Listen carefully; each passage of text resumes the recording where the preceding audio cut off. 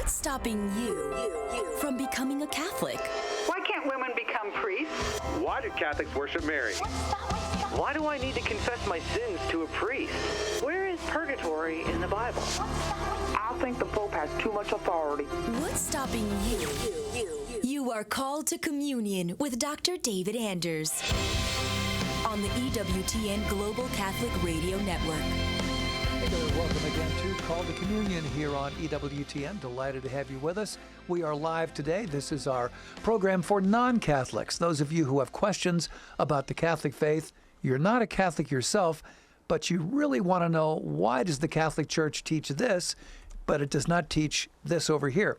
We can give you those answers at this phone number, 833-288-EWTN. Call or text 833-288-3986. If you are indeed texting us today, be sure you include your first name, your brief question, and how you're listening and where you're listening.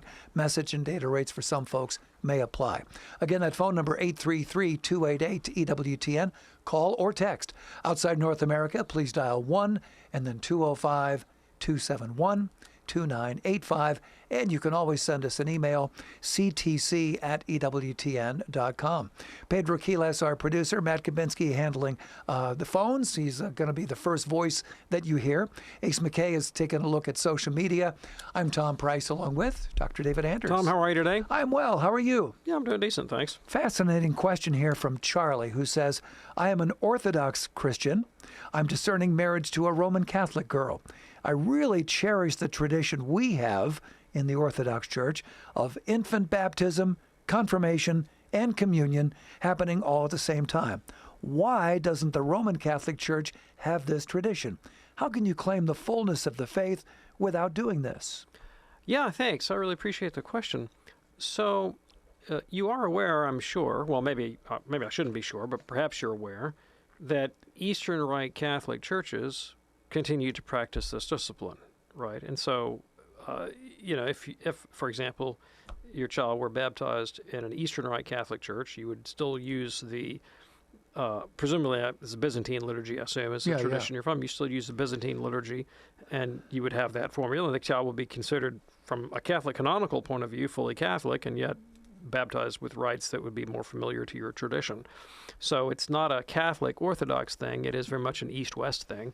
Well, also, as I imagine you're aware, in antiquity, it was very often the case that converts were not children, they were adults. And so the practice of the church to catechize before admission to the sacraments of initiation was the pattern. If you have an adult comes and presents themselves to join the Orthodox Church, priest is not going to just initiate them and then teach them after the fact. There's some instruction that would precede that, and then they receive the sacraments of initiation. Sure. All right. So the Catholic Church maintained that emphasis on education before full initiation, but because of the peculiar importance of baptism as a rite of initiation, the practice was to extend that to infants, but then to press out the other sacraments of initiation so that they can be preceded by instruction. So it's really a matter of which part of the patristic patrimony are you going to emphasize when you have to make changes due to, the developing demographics of the church over time. And East and West came to different understandings of that, or different practices. But you can see there's a fundamental commonality in intent there. So, I mean, it also raises the question about, okay, so, does the Catholic Church have the fullness of the faith, right? If the celebration of the sacraments is somewhat different than it is in the Christian East. And, I understand, in the second century, there were debates. Take, for example, the debate over the dating of Easter. Well, I mean, I think it's useful to have a common date for Easter so that we have uniformity in the Christian world. But to act like that is of the essence of the faith in the same way that, say, love and justice and mercy are of the essence of the faith, seems to me to sort of fall under the condemnation of Jesus when he says to the Pharisees, you're tithing mint, dill, and cumin, and you're neglecting love and justice and mercy. Sure. The latter is much more important. How should we think about the fullness of the faith? right, is the fullness of the faith. If the apostles scratched the left side of their nose on Tuesday, we must all scratch the left side of our nose on Tuesday, right? Versus, are we going to participate in theosis, right? Are we going to be open to the grace of God that divinizes us in our character, so that we love God and love neighbor, above all things, and can admit a kind of a kind of loving tolerance towards liturgical difference and differences of rite and so forth, in view of the priority of love and justice and mercy. Charlie, thanks so much for your question. Here's one now from Daniel. Is anyone really in hell? And is there church teaching about who's there? Answer to the first question, don't know. Church hasn't said, Christ hasn't revealed that some particular soul is in hell. Don't know that. And has the church said anything definitive on the issue? No. I mean, the one possible exception to that would be the character of Judas does not come off well either in Scripture or tradition. Yeah. So if there was a candidate for, the population of hell, I mean, if I had to place a bet on someone being in hell, I think I'd put my money on Judas. But with the understanding that even that is not a defined dogma. I mean, Catholics are not obligated to hold that some particular soul is in hell. In the same way that we do hold, right, as part of the patrimony of the faith, that particular souls are in heaven. Like the Assumption of the Blessed Virgin Mary is a dogma. Mary is in heaven. That's a fact, all right? Some soul is in hell. Could be. Don't know. Don't know. All right, very good. Daniel, thank you so much for your email. If you would like to send us an email for a future show, that address is ctc@ewtn.com. You can send us an email whenever you wish, ctc@ewtn.com. We try to answer at least one, maybe two, sometimes more of your emails on each of our live programs. And then once a month or so, we'll do a mailbag program and answer a whole passel of emails. And that's a fantastic thing. So again, the address is ctc@ewtn.com. In a moment, we're going to get to Meg listening to us in Doylestown, Pennsylvania, on the great Holy Spirit Radio. We have some lines open for you as well. 833-288-EWTN. If you have a question for Dr. David Anders, please call us or text 833-288-3986. Back in a moment with lots more Call to Communion here on EWTN. Do stay with us.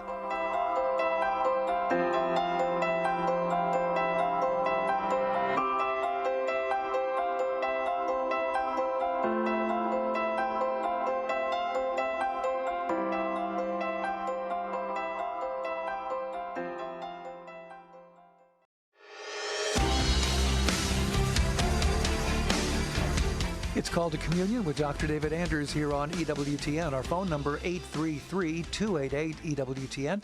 Call or text 833-288-3986. If you are new to EWTN, I have some good news for you. We offer the Holy Sacrifice of the Mass from Our Lady of the Angels Chapel live each morning from the EWTN campus. And that comes to you at 8 a.m. Eastern on EWTN radio and television.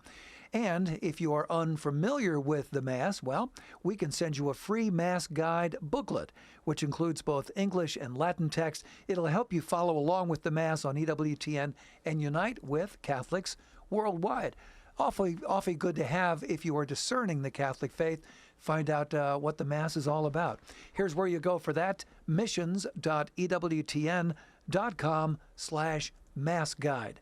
Again, missions.ewtn.com/Mass Guide. If you're ready now, let's go to the phones at 833-288-EWTN, beginning with Meg in Doylestown, Pennsylvania, listening on the great Holy Spirit Radio. Hey, Meg, what's on your mind today?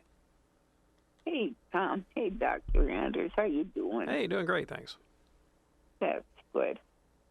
Somebody told me that St. Christopher was stripped of his feast day because his existence was in question. Now, if that's the truth, why is he still a saint? I don't understand. Yeah, thanks. So the church doesn't decanonize anybody. Okay, that's not the practice of the church. Now, it is true that some people listed in the calendar of saints of the Roman martyrology have personal histories that are a bit shadowy. right? Maybe Okay. and maybe some of the historical details are a bit fuzzy, and that might be a reason to focus less upon them in the church's liturgical celebration, but they're not going to get decanonized. Okay, that's certainly good news. Meg, thanks so much for your call from Doylestown. That opens up a line for you at 833-288-EWTN. Call or text 833-288-3986. It is Call to Communion with Dr. David Anders here on EWTN. Got an email from Miranda who says, what is a good answer to the pro-choice argument that pregnancy is extremely dangerous and therefore abortion is okay? Yeah, thanks. I appreciate the question. So, walking in certain neighborhoods is extremely dangerous, and that doesn't give me the right to firebomb them before I go in to clear out all the miscreants. No. I mean, like, there are a lot of things that are dangerous in life where, perhaps preemptive murder would lower the danger to me personally, but at a pretty high rate of danger to the people that I was preemptively murdering. I mean, the calculus there is all wrong, right? I mean, the abortion question from a Catholic moral theology point of view, and I think from a human reason point of view, boils down to the question of whether or not the unborn child is a human being with human dignity. And if it is, then there may be all other kinds of considerations you need to bring to the care of pregnant women and their infant children, but they have to be framed in such a way that respects the inherent dignity both of the mother and of the child. Sure. Because, in spite of the propaganda to the contrary, it can be inside a woman's body. It is not the woman's body. It is another human being with his or her own body, and both need to be respected. Yes, indeed. Miranda, thank you so much for your email. Still time for your phone calls at 833-288-EWTN. You can call or text 833-288-3986. One of the greatest emails ever came in from Tim, who says 5 words, why should I be Catholic? Is that awesome or what? Yeah, thanks. So there are so many different ways that I could answer this question. Maybe I should try it a few different ways. Okay, let me start with one that's more subjective. You should become Catholic if your conscience persuades you that the Catholic faith is true, that it was founded by Christ, and that God intends the Catholic Church to be his public means of reconciling people to one another and to himself. If your conscience becomes persuaded of that fact, then you should become Catholic. Let me answer it from the objective side. The Catholic Church is the objective means that God placed into the world to reconcile people with himself and with one another. All right? Let me come at it from yet another point of view. The person of Christ, Jesus, is, to say the least, an astonishing individual who completely transformed the moral consciousness of humanity. What do I mean by that? Well, Christ, like the Hebrew prophets before him, highlighted the question of caring for one's neighbor, for the poor, for one's enemies. But he did so at a pitch that the Hebrew prophets themselves had not attained, with a clarity of intention of focus that brought attention to the least of those among us and called all of us to recognize the humanity of the radical other, which is something that is not inbred in human personality or culture, was a doctrine unfamiliar to the wisest of the Greeks. Aristotle famously once said that some men are naturally slaves, and it was good for them to be down there at the bottom of the totem pole so that he, Aristotle, could be at the top. However much we may otherwise respect Aristotle, we don't respect that sentiment anymore. And the nearly universal recognition of something like the UN Declaration of Human Rights, which is now more or less regarded as something like the common moral patrimony of the human race, would not have happened but for the advent of Christianity. So it is an historical fact that the Christian thing changed the way people relate, even people who are not Christians. Hindus became better Hindus. Jews became better Jews. Muslims became better Muslims. Atheists became better atheists. Because knowingly or unknowingly, they became imbued with the Christian doctrine of the dignity of the least of those among us. Richard Dawkins is someone who has made very explicit his distaste for traditional religion and for the doctrine of God. He has made a lot of money and written a lot of books and given a lot of talks about, religion being a kind of poison in society and God being a myth and this sort of business. And even Dawkins, if I understand him correctly, I don't want to put words in the man's mouth, but this is what I have come to understand, now holds himself out as something like an atheistic Christian, right? Meaning he doesn't actually believe the myth, but he values its social utility vis-a-vis the other options that are culturally available, right? And so at the end of the day, the decision to follow Christ in the Catholic Church is not something that can be settled purely by reason, although there are reasons to do it, right? But it's not the sort of thing that is the conclusion of a deductive syllogism where your intellect is compelled to make the choice.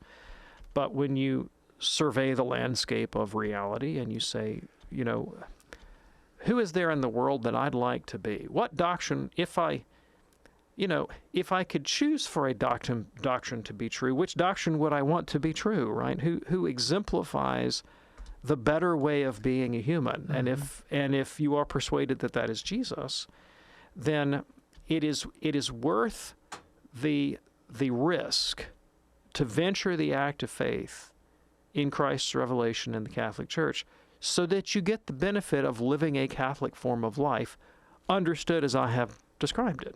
That would be my other pitch for why a person would want to become Catholic. And we have all these great tools in the Catholic faith. We have the teaching of Christ and the apostles and the doctors of the church and the magisterium and the great saints and theologians, the examples of these heroic witnesses that have lived charity to personal sacrifice to the inspiration of others. We have these rites and rituals of the Mass and the sacraments that embody for us and reenact for us the ministry of Christ over and over again, embedding in our religious imagination a way of being in the world conformed to Jesus. We have the fellowship of the church. We have the ministries of the church that afford us opportunities to do good. St. Augustine said one time, God gave us the church so we would have people to do good to. And if that animates you, look, I mean, like I said, I can't compel your intellect to make the choice to become Catholic. But if you are so inclined, there are plenty of good reasons to do so. Tim, thanks so much for your email. Certainly very thought-provoking.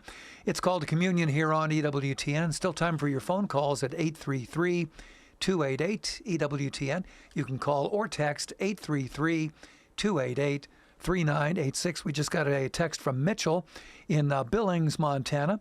Hello, Dr. Anders. I'm a Catholic who is learning about purification, illumination, and glorification through the book by Elijah John. My question is, how can a married man with children accomplish purification to give us worldly things? Yeah, thanks. I'm not familiar with Elijah John. I do know something about Elton John, but don't know much about Elijah John. But I do know the doctrine of purification, illumination, and unification or glorification, because it's the traditional language of the Church's mystical theology, and it's associated with the great names. And so I would, direct you to people like Teresa of Avila and John of the Cross, who are doctors of the Church. And I would hope that Elijah John is perhaps one of their contemporary interpreters. But I think there's relevance to your question here if you look at the sources. When you look in particular at St. John of the Cross and his most famous work, which is The Dark Night of the Soul, and you look to maybe like the first third of the book, what St. John wants to do in that text is he takes for granted that he is writing to Christians who are living their vocation. In his case, that'd be the vocation of Carmelite religious. They follow a rule, they get up in the morning, they say their prayers, they obey their superiors, they, do their work, they go to bed at night and, rinse, repeat, and that's the way of life. And what St. John is keen to demonstrate in that text is that you can do all that and be a right scoundrel. You can live the external forms of your vocation, be that marriage, be that religious life. So just because you're a contemplative in a cloistered community does not by any stretch of the means guarantee your holiness. Not at all. And he goes and shows how being, present at prayers, being obedient to your superior, going to Mass, doing all the things that you're supposed to do as a Catholic Carmelite religious can become occasions of grave sin for you. what I just say? I'll say that again. Doing the things you're supposed to do in your Catholic vocation can be an occasion of sin for you. How? Well, what he does is he takes the framework of the 7 deadly sins and he lays it on top of these behaviors, these activities. He says, let's look if any of these are sort of actualized in any of these occasions. The easiest one to see right off the bat is pride. Oh, yeah. So let's say you're a Catholic father and you're living your vocation as a Catholic father, and you got your kids all in Catholic school, or you're teaching them the catechism, and you get them up and take them to daily mass every day, and whatever else is going on, and you start thinking, man, I got this Catholic thing licked. I got this down pat. I'm super dad. Not like that family over there that comes wearing their Van Halen T-shirts in their Ford Mustang on Sundays and all unkempt, and look at those girls going to mass dressed like that, and we're not like that family. Ho ho ho, we're the super Catholics, right? Well, St. John says, remember that parable about the Pharisee and the tax collector and who went home justified, So you can fall into the sin of mortally sinful pride by doing what you're supposed to do. And he goes down the list, right? And so what the great mystics teach us is that it's really not so much about the external form of life, right? It is ultimately, to what extent is that form of life productive in you of faith, hope, and charity? How much are you actually concerned about the reasonable good of your neighbor and yourself, right? That you're becoming more loving, more kind, more humble, not thinking less of yourself, but thinking of yourself less, right? And that path is open to everyone. This is why the Second Vatican Council emphasized the universal call to holiness. Someone who's a very traditional Catholic mystical theologian, Reginald Garrigou Lagrange, Father Reginald Garrigou Lagrange, who wrote a ton about the mystical life and the contemplative life and the 3 ages of the contemplative life that you're exploring, made a big deal. I mean, central to his whole program was that the interior life is everyone's experience of the Catholic faith. It's not the purview, the unique purview of the Catholic religious. And he really was a kind of forerunner of the Second Vatican Council's call to this universal vocation to holiness. If you look at wonderful passage in the Second Vatican Council's document Gaudium et Spes on Christian marriage. Now, Tom is giving me we are about to go to a break look. It's like, Anders, don't you go reading any quotes right now because we're going to run out of time. So here's what I'm going to do. What I'm going to do is I'm going to pull the quote up. I've got the text in front of me almost now. Is it a short quote? And if it's a short quote, we can get it in.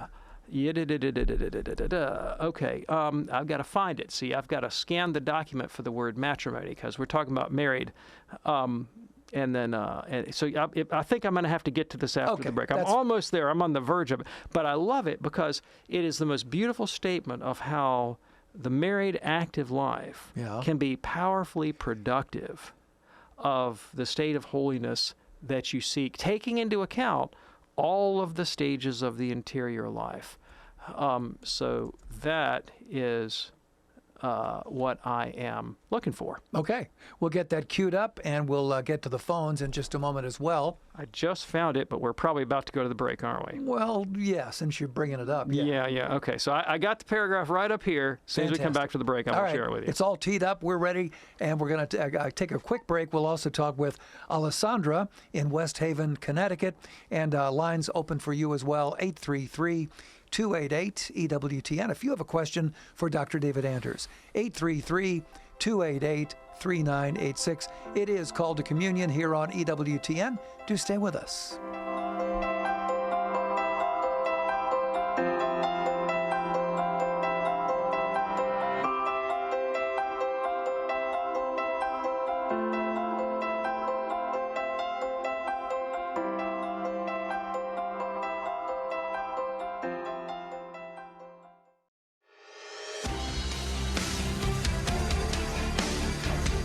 Glad you're with us for EWTN's Call to Communion with Dr. David Anders. Still time for your phone call, 833-288-EWTN. Call or text 288-3986. Before the break, we were tackling a question from Mitchell in Billings, Montana, who says, how can a married man with children accomplish purification to give us worldly things? Yeah, so we got into that question a good bit before the break and talked about the doctrine of purification and illumination.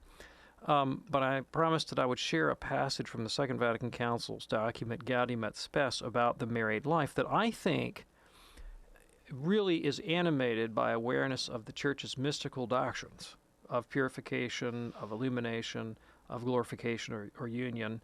And here's the passage. It's one of my favorite passages from the Council. Authentic married love is caught up into the divine love. Now, isn't that the goal of the mystical life? Authentic married love is caught up into the divine love and is governed and enriched by Christ's redeeming power and the saving activity of the Church, so that this love may lead the spouses to God with powerful effect. Isn't that the goal of the mystical life? Yes. Right? And may aid and strengthen them in the sublime office of being a father or mother. For this reason, Christian spouses have a special sacrament. Religious don't have a special sacrament.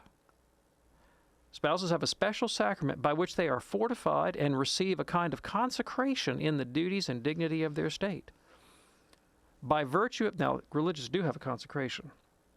By virtue of this sacrament, as spouses fulfill their conjugal and family obligations, now listen to this passage. Ooh, it gives me goosebumps. They are penetrated with the Spirit of Christ, which suffuses their whole lives with faith, hope, and charity. Thus, they increasingly advance the perfection of their own personalities, as well as their mutual sanctification, and hence contribute jointly to the glory of God.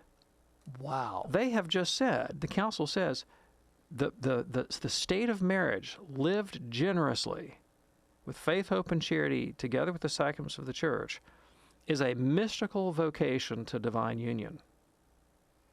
So, yeah, and if you look around and there's probably families that you know, mom and dad with kids who are living it, and that joy is right there on their face. So here's a misconception about religious life that I think married people need to keep in mind.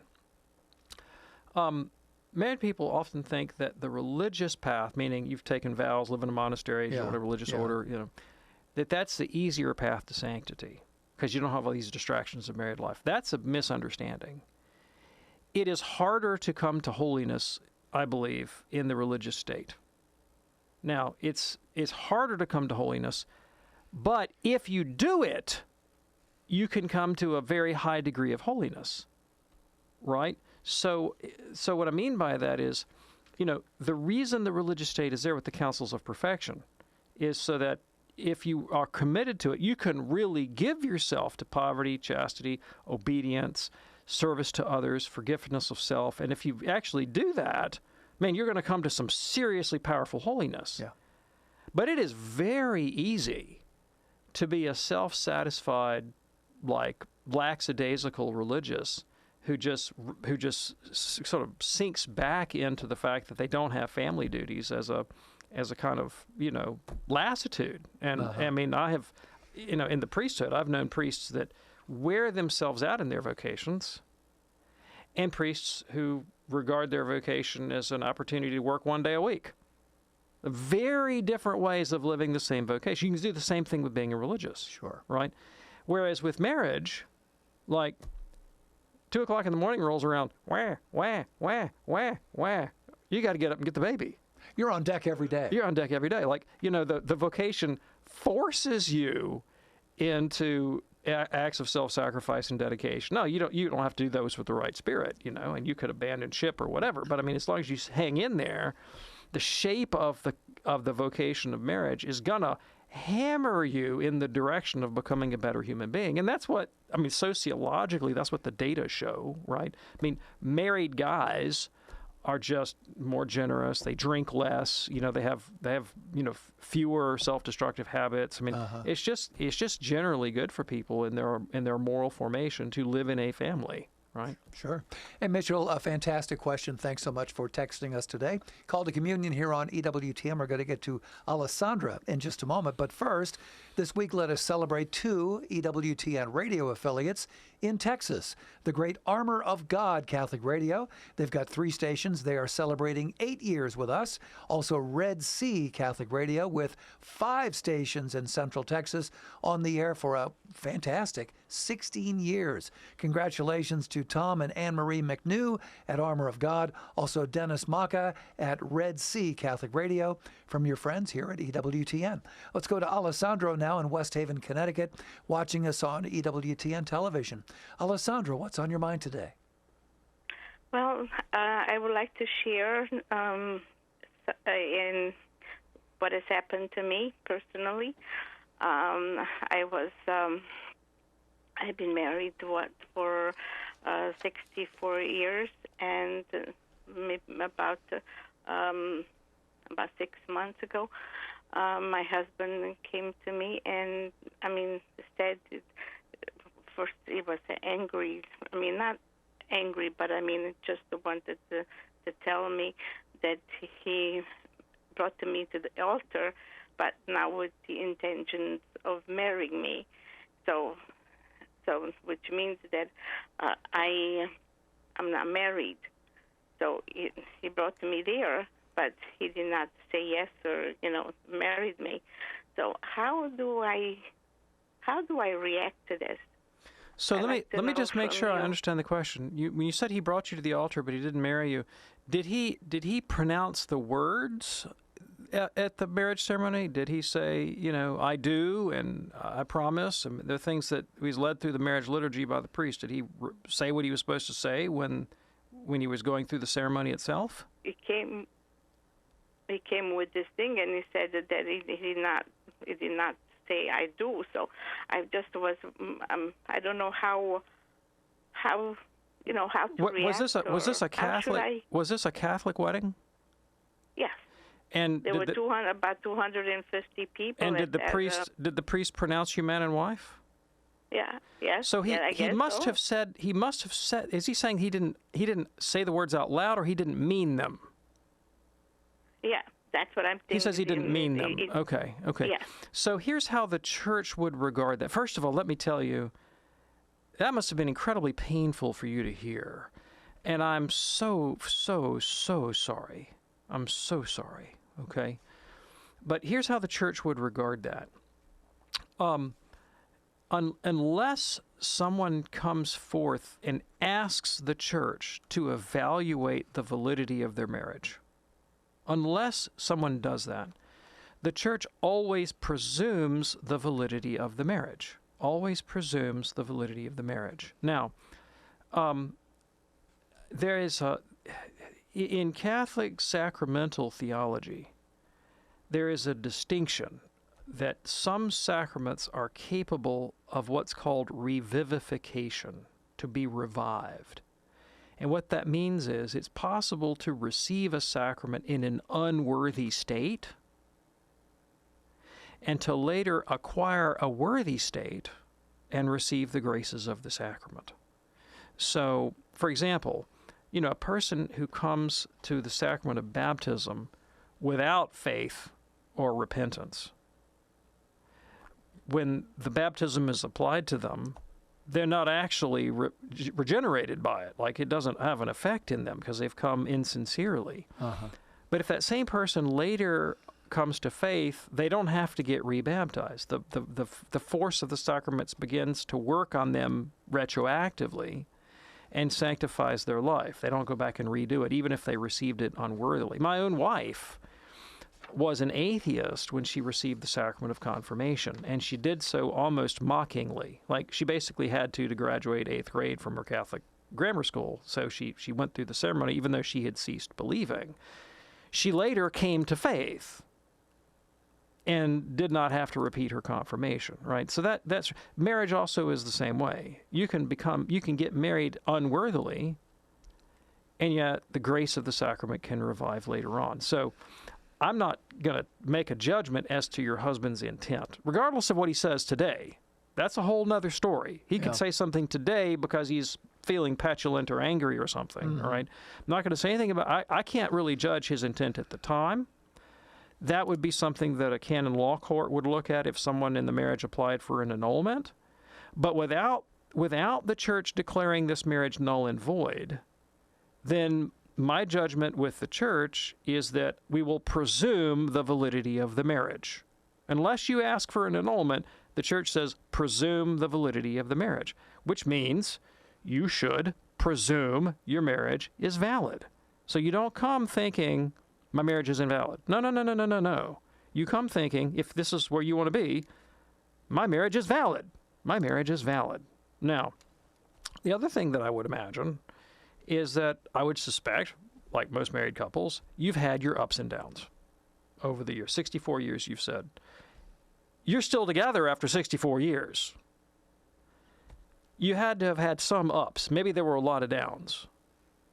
But perhaps there were moments in your marriage where you felt to yourself, okay, something just blew through my life briefly, very vaguely, very sublimely, very subtly, kind of felt like the grace of God to me. Can't quite put my finger on it, but maybe that was the grace of God in my life. I would encourage you to reflect on those moments and believe that really was the grace of God in your life. That really was the grace of God in your marriage. Now, sometimes the grace of God can be at work in a marriage through pain. You know, we have this romantic idea of marriage in the modern world that it all has to be, you know, like some romantic comedy out of Hollywood. And we all know, those of us who've been married for 35 plus years, it ain't so, right? And that the painful experiences and the losses and the disappointments can also be productive of great holiness, which is at the end of the day the goal of the grace of God. Yeah. And you're not the same person today that got married 64 years ago. And in some respects, I'm sure, you're wiser. You're probably less judgmental. You have other virtues that you've grown in. Maybe vices you've picked up, but virtues you've grown in as a result of marriage. I'd encourage you to think of those as the grace of God in your life. And if it's been mostly pain and heartache and not joy, then again, I would encourage you to think about the times and the ways in which Christ has accompanied you in your suffering and been close to you and a comfort to you when you've gone through these horrible and difficult periods. To give up the fruitless practice, which we all do, of comparing your marriage to somebody else. You know, God didn't want to get me to heaven through someone else's marriage. He wanted to get me to heaven through the marriage that I have. Sure. To get you to heaven through the marriage that you have. And we all want to go, but God, I want this other guy's marriage. I want this other guy's house and this other guy's car. Not in God's plans for my sanctification. Not in his plans for your sanctification. God's purposes in your life are God's purposes in your life, and He'll bring you to holiness the way He brings you to holiness. And hold on to that, because that's the doctrine of providence, right? The doctrine that all things work together for the good of those who love God, which you do, right? And finally, I don't know you, I don't know your husband, I don't know your history, but I've been married a long time. I've had my ups and downs. My wife and I have said mean things to each other, over the last 35 years. 36 years coming up, since we've known each other. Said some mean things. Those mean things do not define the totality of our relationship. And sometimes they just define you in the heat of a moment. Yeah, right? Exactly. And even I would say, okay, so let's say that your husband nursed some hidden seed of resentment or aloofness for 64 years.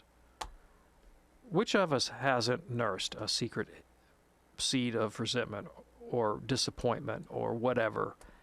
It's what you do with that matters. Sometimes maybe it bubbles to the surface and is articulated. Well, that's terrible. Yeah. All right. But again, that doesn't invalidate a marriage, and it doesn't mean you didn't have good times. But I'm sorry for your pain, and I know it's real. And my prayers and our prayers and thoughts will go out to you. But take heart, you're married. God's grace is with you. You know, if something else happens in the future and you need to come back and talk about something else, we can do that too. But your initial reason for calling, am I really married? The church would say, presume that you are. Alessandra, you are indeed in our prayers, and your husband is also in our prayers. Thank you so much for your call today. By the way, I would throw this out for all of our listeners and all of our viewers, and that is that we offer a variety of prayers on our website for all of your spiritual needs. Maybe you're looking for exactly the right words to say to the Lord. Well, try going to EWTN.com/pray. You might find exactly what you're looking for right there. EWTN.com/pray. Let's go to Joe now, first-time caller in Texas, also watching us on EWTN television. Hello, Joe. What's on your mind today? Not the way it shakes out. Hello. Hey, Joe, what's on your mind? Oh, I'm still waiting for. He told me to hold on. Okay, turn your radio down, dear. Okay. Yes. Okay. Go right ahead. Well, that was my question. Was about will we know our family if we all go to heaven? Will we live as a family, or will we just live? You know, we know everybody. Yeah. We'll know everybody. Thank you so much. So do you remember in the Gospels, in Matthew chapter 17, among other places, Jesus goes up on the Mount of Transfiguration and brings Peter and John with him. And lo and behold, Moses and Elijah show up. And Peter sticks his foot in his mouth like usual and says, oh my, there's Moses and Elijah. Can I go get an autograph? You know, I mean, he's all wowed by that fact. You ever stop to wonder, how did he know that was Moses and Elijah? Had he ever seen Moses or Elijah before? Never. Did they have Polaroids, let alone Instagram, in 1500 BC? They did not. Nope. How did he know that was Moses and Elijah? Somehow the Spirit of God made known to him that was Moses and Elijah. Right? They retained their personal identities, their personal histories. And they didn't even have bodies back yet. We're going to get bodies back. That's what the gospel says. We are going to get our bodies like Jesus got his body. Jesus' body was recognizable as Jesus, right? Moses and Elijah were recognizable as Moses and Elijah. I have every reason in the world to suspect that in the resurrection of the dead, that we will be recognizable to one another, together with all of our personal histories. So you will know your husband as the man you were married to. You will know your children as the children you gave birth to. You will know your church friends as the church friends you went to church with. You'll know your bridge friends as the friends you played bridge with. You'll know people as the people that you knew, but your relationship to them will be transformed. So Jesus says that we will no longer be married or given in marriage. So you won't need to cohabitate with your husband for the sake of raising a family. You did that already. But that doesn't mean you won't know him as your husband. You'll know him as, hey, this is the guy I was married to. He was my husband for 64 years or whatever it was, and how much fun we had and how much we loved each other. The difference is, now, you love your family in a very special way, and, you show Christian kindness to the mailman, but you don't really love him like you love your family, Well, in heaven, you get to love the mailman like you love your family, right? I mean, you'll still love your family like you love your family, but the family becomes much bigger instantly. Joe, thanks so much for your call from Texas today. Here's a quick text that just came in. How often and how long should we have masses said for deceased family members? Yeah, so there's no rule on this that says you have to stop after so long or that you have to say it so often. I mean, I would encourage you to charity and moderation. Okay. Meaning, you can approach prayers for the dead one of two ways.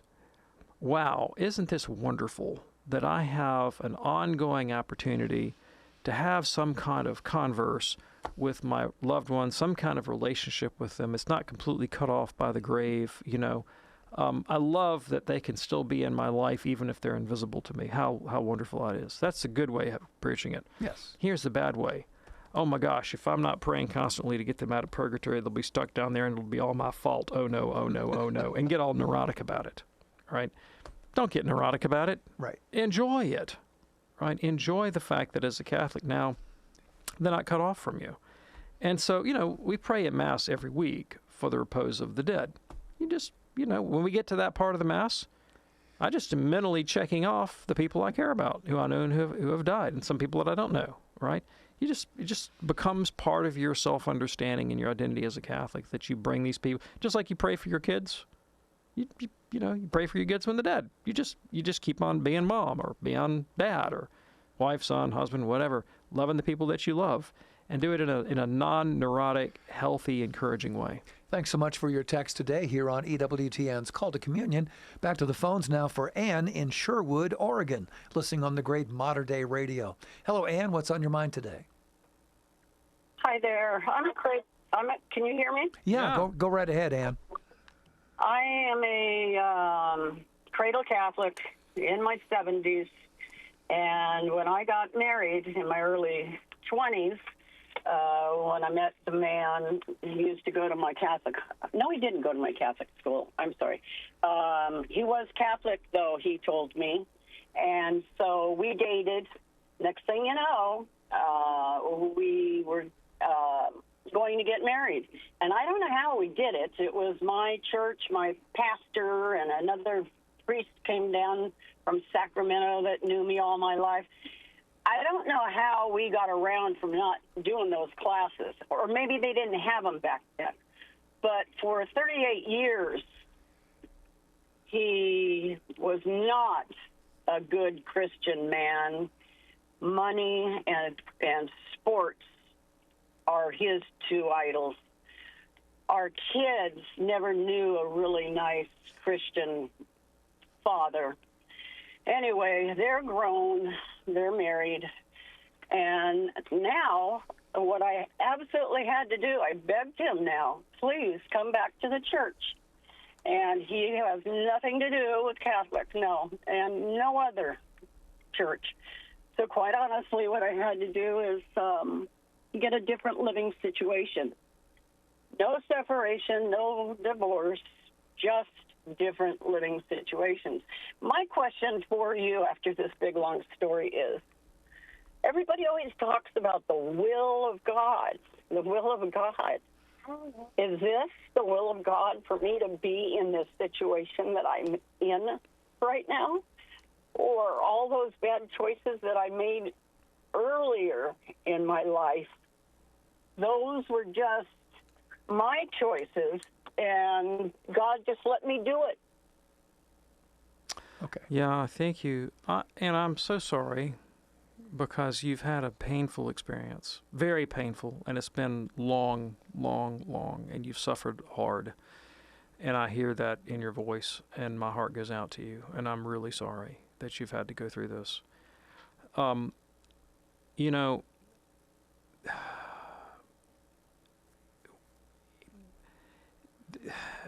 The book of Job, Job suffers. He doesn't know why. Yeah. And he doesn't deserve it. But that's clear. The text lets us know he doesn't deserve it. And in the end, when he finally gets to talk to God, God doesn't give him an answer. He doesn't give him an answer. And I really think that a lot of our Christian life is like that, that really terrible things happen to us, or some of us. And we sit there and try to strive to come up with some intelligible reason. And none really presents itself. And we're just left with the pain. A really good priest, friend of mine, I asked one time, I said, Father, what do you do when people encounter just grave tragedy in their life? And he said, Jesus on the cross, spread out with his arms nailed, couldn't move a finger. He said, that's me. When I am in the face of this kind of suffering, I can't move a finger. I can't give any explanation. All I can do is sit there and suffer with them. That's the way I can witness Christ to them. It's not by giving him answers, just sit there and suffer with them. I'm not going to tell you that you're at fault.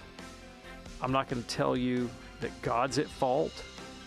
I'm going to tell you that God loves you, that you are worthy, and that in the midst of all this unintelligible and confusing pain, there's still meaning for you. There's still growth for you. There's still sanctification and holiness for you. There's still love for you. Maybe not the love of your husband, right? But the love that you bear for your children, the love that you bear for your neighbor. There's good that can come here in your life, not the good that you wanted. That's not the way God hands us our lives. And I wish I had more time. The music is rolling. I'm going to get cut off, but God bless you, Ann. God bless you. We love you. Thanks so much for your call. Dr. David Anders, thank you, sir. Thanks, Tom. See you next time on Call to Communion. God bless.